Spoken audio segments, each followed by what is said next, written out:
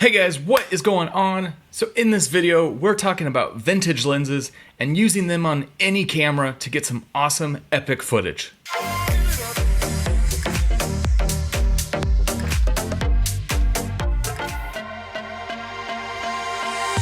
All right, so check this out. So these lenses are a couple of lenses that Rachel's dad actually had in his attic. He was cleaning out all of his stuff when they moved recently. He found his bag of old cameras and lenses, and he had a Pentax 35mm, he has a 35, a 50, an 85, and some other awesome lenses as well. He also had some cool 8mm cameras, so hopefully I can get my hands on some film and I'm gonna shoot something on that at some point. I don't know, but that would be fun to play with for sure. But regardless, these lenses are awesome because they're in perfect condition and they work great. So the key with using any vintage lens on any camera is that you just have to get adapters. All vintage lenses, all you need is the camera to connect to the lens because it's a completely manual lens anyways. So why would you want to use a vintage lens on your camera, say your GH5? You know, I personally love using these lenses because they have an old style to them. They're gonna work on any camera nowadays. You get some really cool results without a ton of money. Like I said, I got these ones for free, but when you go online, I bought a set of Canon FD lenses. Each lens was anywhere between $20 to $40. That's it. So you can get a cool vintage 35mm lens for 35 bucks, and then you get the adapter for $10. It's a no-brainer. You got a really cool prime lens for like next to nothing. So when you're using these vintage lenses, you got to keep in mind that everything is manual on them. So, you know, for us filmmakers out there, like that's not that big of a deal because you don't really want to run auto anyways. With the vintage lenses, you're going to get, you know, a super wide aperture. So that means you're going to be able to shoot in low light.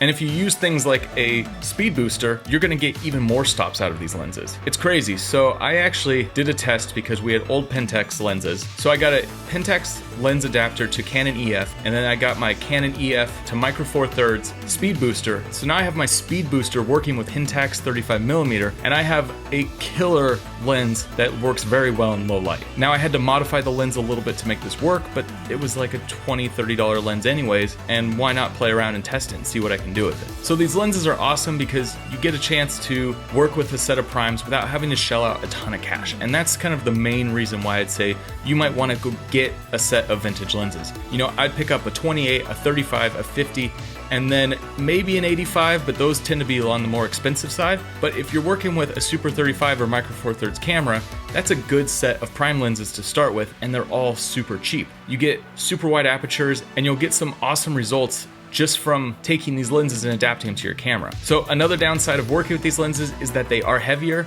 they're a little bit bulkier, but I also don't mind the weight because it puts more weight on the camera. So the other reason why I like using these lenses on, say, the GH5 so much is that the GH5 has image stabilizer in the camera. So now I don't have to worry about having image stabilization in the lens. So when I'm hand holding, walking around, I can use my sensor stabilization on these vintage lenses and get some really cool results. So I want to show you guys kind of some of the footage that you can get using some old school vintage lenses. Guys, I went out and shot some footage all around the Santa Monica Pier because I think that's a great spot. You got a mix of different types of lighting. It's shooting at night, so I got a chance to play in some low light settings. And you know, here is the results from these vintage lenses on the GH5.